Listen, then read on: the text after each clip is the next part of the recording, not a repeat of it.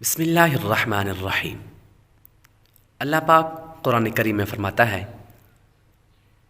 وَأَذِّن فِي النَّاسِ بِالْحَجِّ، ترجمہ کنز ایمان، اور لوگوں میں حج کے عام ادا کر دیں۔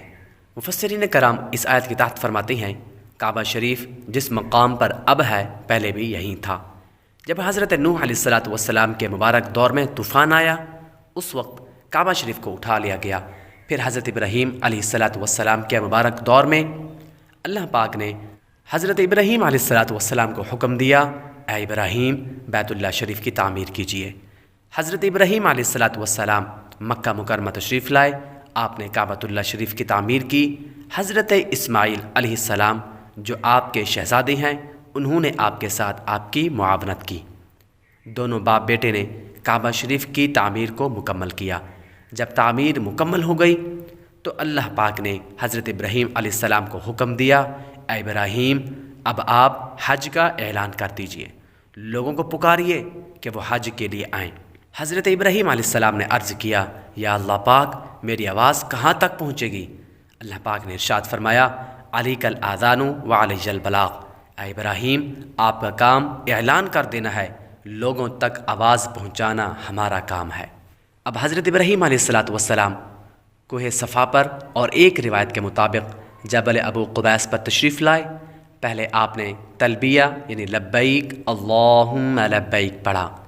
روایت میں ہے حضرت ابراہیم علیہ السلام پہلی شخصیت ہیں جنہوں نے تلبیہ پڑھنے کی سعادت حاصل کی۔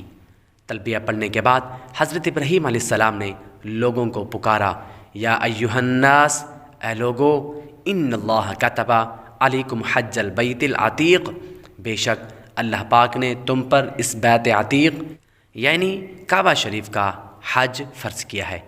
ایک روایت میں ہے آپ علیہ السلام نے یوں اعلان کیا، ان اللہ یدعوکم الی الحج البیت الحرام، اے لوگو بے شک اللہ پاک تمہیں حج بیت اللہ کی طرف بلاتا ہے، لیصیبکم بہ الجنہ، تاکہ حج کے ثواب میں تمہیں جنت عطا فرمائے، ویخرجکم من النار، اور تمہیں حج کی برکت سے جہنم سے آزاد کرے۔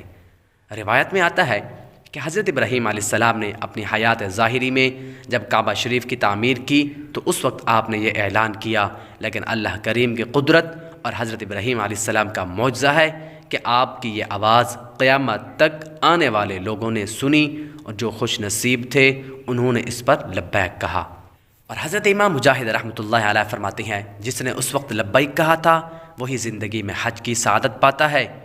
جس نے ایک مرتبہ لبیک کہا تھا وہ ایک مرتبہ حج کرتا ہے، جس نے 2 مرتبہ لبیک کہا تھا وہ 2 مرتبہ حج کرتا ہے، اور جس نے زیادہ مرتبہ لبیک کہا تھا وہ زیادہ مرتبہ حج کی سعادت پانے میں کامیاب ہو جاتا ہے۔ پیارے اسلام بھائیوں، پتہ چلا کہ آج جو حاجی حج کی سعادت پاتے ہیں، پیسہ خرچ کرتے ہیں، سفر کی مشقت برداشت کرتے ہیں، طواف کعبہ کی سعادت پاتے ہیں، منا میں میدان عرفات میں ٹھہرتے ہیں، مزدلفہ کا قیام کرتے ہیں، صفا مروہ پر دوڑتے اور مشقت برداشت کرتے ہیں، یا عملی طور پر اس بات کا اظہار کر رہے ہوتے ہیں کہ ہم بھی ان خوش نصیبوں میں شامل ہیں جنہوں نے حضرت ابراہیم علیہ السلام کی پکار پر لبیک کہا تھا۔